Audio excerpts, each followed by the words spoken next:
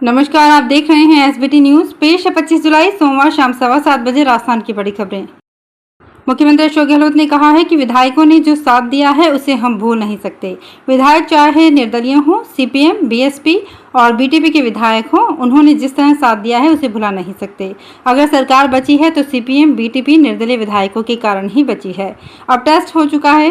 राज्यसभा चुनाव में 126 वोट पड़े। अभी राष्ट्रपति चुनाव हुआ, हमारे 2 विधायक बीमार थे, हमारे 2 वोट बाहर चले गए। हमें उम्मीद थी कि ज्यादा वोट दूसरी तरफ जाएंगे क्योंकि वो मुद्दा ही ऐसा था।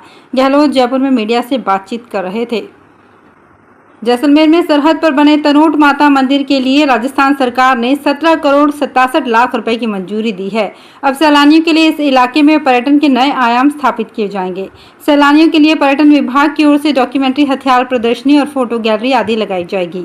दरअसल पर्यटन विभाग प्रदेश में बॉर्डर टूरिज्म को बढ़ावा देने के लिए काफी समय से प्रयास कर रहा है। सरहद के इलाके में बुनियादी ढांचे के विकास और पर्यटन से संबंधित गतिविधियों के लिए 17 करोड़ 67 लाख रुपए मंजूर किए गए हैं। राजस्थान में नए चुनाव आयुक्त का इंतजार पूरा नहीं हुआ है। करीब 25 दिन से ये पद रिक्त है, लेकिन सरकार अभी तक किसी की नियुक्ति नहीं कर पाई है। 5 साल के लिए होने वाली इस नियुक्ति पर सभी की निगाह टिकी हुई है। राज्य के चुनाव आयुक्त रहे सेवानिवृत्त आईएएस पीएस मेहरा का 5 साल का कार्यकाल पूरा हो चुका है। इसके बाद नए आयुक्त की नियुक्ति का काम रफ्तार नहीं पकड़ पाया है। सूत्रों के अनुसार इस पद के लिए कई आईएएस और आईपीएस अधिकारियों के नाम चल रहे हैं। राजस्थान भाजपा के आगामी वर्ष के आखिर में विधानसभा चुनाव के मद्देनजर शुरू हुआ मिशन 2023 अभियान धीरे धीरे रंगत पकड़ता नजर आ रहा है। राष्ट्रीय नेतृत्व के आह्वान और प्रदेश नेतृत्व के निर्देश पर सभी मोर्चे मिशन में जीत पाने के इरादे से सक्रिय हो गए हैं। इसी क्रम में सभी की नजरें भाजपा अल्पसंख्यक मोर्चे की गतिविधियों पर टिकी हुई है। प्रदेश भाजपा का अल्पसंख्यक मोर्चा भी अन्य मोर्चों के साथ ही पूरे जोश और उत्साह के साथ जुटा हुआ है। राजस्थान में भाजपा प्रदेश अध्यक्ष डॉक्टर सतीश पूनिया आदिवासी महिला द्रौपदी मुर्मू के राष्ट्रपति बनने पर जनजाति समाज की जनजाति गौरव यात्रा के दूसरे दिन सोमवार को भी पैदल चले। डॉक्टर पूनिया मां त्रिपुर सुंदरी से बेनेश्वर धाम तक निकाली जा रही ये 41 किलोमीटर वागड़ जनजाति गौरव पद यात्रा के दूसरे दिन बांसवाड़ा जिले के भीमपुर स्थित माता नरसिंह मंदिर में दर्शन कर बेनेश्वर धाम के लिए जनजाति समाज के लोगों के साथ रवाना हुए। भाजपा प्रवक्ता प्रेम शुक्ला ने कांग्रेस के संचार विभाग के प्रमुख पूर्व केंद्रीय मंत्री जयराम रमेश को पत्र लिखकर कहा है कि उनकी पार्टी प्रधानमंत्री नरेंद्र मोदी, भाजपा नेताओं एवं उनके परिवारों के विरुद्ध विद्वेष के कारण राजनीतिक विमर्श की मर्यादा तार तार कर रही है। यदि यह जल्द ही बंद नहीं हुआ तो उनके नेताओं को अदालतों के चक्कर काटने पड़ेंगे। शुक्ला ने पत्र को ट्विटर पर भी जारी कर दिया। उन्होंने पत्र में लिखा कि 23 जुलाई 2022 को कांग्रेस के प्रवक्ता ने केंद्रीय मंत्री स्मृति ईरानी और उनकी 18 वर्षीय पुत्री की अवमानना की। ऐसे कृत्यों को पार्टी सहन नहीं करेगी।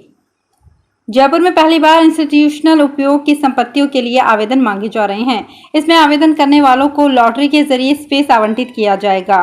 राजस्थान हाउसिंग बोर्ड की जयपुर के प्रताप नगर में बनाई कोचिंग हब योजना में बोर्ड प्रशासन 140 संपत्तियों का आवंटन करने जा रहा है। इसमें करीब 5,93,000 वर्ग फीट का स्पेस लॉटरी के जरिए आवंटित किया जाएगा। आपको बता दें कि जयपुर के प्रताप नगर स्थित हल्दी घाटी मार्ग पर ये कोचिंग हब बना है, जो करीब 67,000 वर्ग मीटर जमीन पर है। इससे लगभग 65 से 70,000 छात्रों को शैक्षणिक सुविधा का लाभ मिलेगा। जयपुर ग्रामीण सांसद कर्नल जयवर्धन सिंह राठौड़ देर शाम कोटपुतली पहुंचे।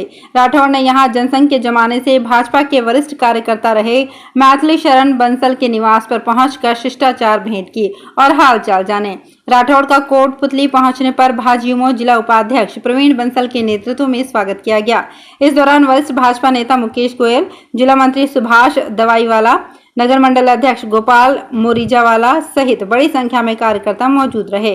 राठौड़ ने इस दौरान पत्रकारों से बातचीत में कहा कि प्रदेश में अशोक गहलोत नेतृत्व वाली कांग्रेस सरकार पर हिंदू समाज की धार्मिक भावना से खिलवाड़ करने में लगी है। माध्यमिक शिक्षा बोर्ड की ओर से रविवार को आयोजित की गई अध्यापक पात्रता परीक्षा की चौथी पारी का प्रश्न पत्र परीक्षा के बाद सोशल मीडिया पर वायरल हो गया। परीक्षा के बाद अभ्यर्थियों से प्रश्न पत्र वापस ले लिया था। इसके बाद भी प्रश्न पत्र बाहर से आने पर परीक्षा की पारदर्शिता पर सवाल खड़े हो गए हैं। जैसे ही पेपर सोशल मीडिया पर वायरल हुआ, अभ्यर्थियों ने विरोध शुरू कर दिया।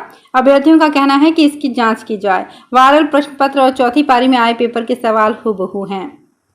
राजस्थान के स्वास्थ्य विभाग की ओर से चलाए गए निरोगी राजस्थान अभियान को भी रोक लग गया है। अभियान के संचालन के लिए विभाग की ओर से 15 लाख रुपए खर्च कर 94,000 स्वास्थ्य मित्रों को ट्रेनिंग भी दी जा चुकी है, लेकिन फिर भी इस अभियान को गति नहीं मिल पा रही है। स्टाफ और बजट के अभाव में सिर्फ कागजों में ही स्वास्थ्य विभाग का सपना पूरा हो रहा है। राजस्थान में आयुर्वेदिक औषधालयों का स्वरूप अब बदल रहा है। करीब 500 औषधालयों को Ayush health and wellness centre में विकसित करने के बाद यहां सुविधाएं अत्याधुनिक उपलब्ध हो गई हैं। आयुर्वेद निदेशालय की ओर से बजट घोषणा वर्ष 2020-21 के अंतर्गत करीब 500 Ayush health and wellness centre विकसित करने की कड़ी में अधिकांश तैयार हो गए हैं। प्रत्येक Ayush health and wellness centre में लैपटॉप दिए गए हैं। इन वेलनेस सेंटर में मरीज की शुगर बीपी जाँच के लिए उपकरण भी मुहैया करवाए गए हैं। उत्तर प्रदेश के मुख्यमंत्री योगी आदित्यनाथ ने सोमवार को देश की पहली महिला रही प्रतिभा पाटिल से भेंट की। योगी आदित्यनाथ ने न्यू महाराष्ट्र सदन में पहुंचकर पाटिल से भेंट की और गुलदस्ता देकर उनका अभिनंदन किया। मुख्यमंत्री पूर्व राष्ट्रपति के साथ थोड़ी देर रहे और उनकी कुशलक्षेम पूछी। इससे पूर्व उत्तर प्रदेश सदन में ओडिशा के राज्यपाल प्रोफेसर गणेशी लाल और अलवर के सांसद स्वामी बालकनाथ ने सीएम योगी से शिष्टाचार भेंट की। असली शिवसेना को लेकर चुनाव आयोग के आदेश के खिलाफ उद्धव ठाकरे गुट सुप्रीम कोर्ट पहुंचा है। इसे लेकर सोमवार को एक याचिका दाखिल की गई है, जिसमें कहा गया है कि अभिभागी विधायकों की अयोग्यता का मामला कोर्ट में पेंडिंग है। ऐसे में आयोग ये तय नहीं कर सकता कि असली शिवसेना कौन है। चुनाव आयोग ने शिंदे गुट और उद्धव गुट से 8 अगस्त तक शिवसेना के अधिकार के दावे दस्तावेज के साथ दाखिल करने के लिए कहा था। इसे ही ठाकरे गुट ने सुप्रीम कोर्ट में चैलेंज किया है। याचिका में चुनाव आयोग का फैसला असंवैधानिक बताया गया है। राजस्थान सरकार ने प्रशासनिक फेरबदल करते हुए 27 आरएएस अफसरों के तबादले भी कर दिए। प्रदेश के ट्रांसपोर्ट डिपार्टमेंट के सभी आरटीओ और डीटीओ को वाहनों की नंबर प्लेट पर प्रधान सरपंच गुर्जर लिखा होने पर कार्यवाही के विवादित आदेश देने वाले आरएएस आकाश तोमर को भी फिर से पोस्टिंग दे दी गई है। आकाश तोमर को परिवहन राज्य मंत्री बृजेंद्र ओला का स्पेशल असिस्टेंट लगाया गया है। परिवहन विभाग में एडिशनल कमिश्नर एनफोर्समेंट के पद पर काम कर रहे तोमर को 2 मई 2022 को सस्पेंड कर दिया गया था। इसके बाद सस्पेंशन से बाहर लाकर उन्हें बहाल किया गया। अब फिर से उन्हें परिवहन विभाग में ही लगाया गया है। इसके पीछे खुद परिवहन मंत्री बृजेंद्र ओला की डिजायर बताई जा रही है। झालावाड़ शहर में कपड़ा मार्केट में रविवार देर रात आग लग गई। इसकी सूचना मिलते ही पुलिस और फायर ब्रिगेड मौके पर पहुंची और आग बुझाने की कोशिश में जुट गई। फायर ब्रिगेड की 16 से ज्यादा गाड़ियों ने कड़ी मशक्कत कर सुबह करीब 6 बजे आग पर काबू पाया। भीषण आग के कारण दुकान में रखा करोड़ों रुपयों का कपड़ा जलकर राख हो गया। प्रथम दृष्टया शॉर्ट सर्किट के कारण कपड़े की दुकान में आग लगना माना जा रहा है। उधर आग लगने के कारण आसपास के इलाके में काला धुआं फैल गया, जिसके कारण लोगों को काफी परेशानी हुई।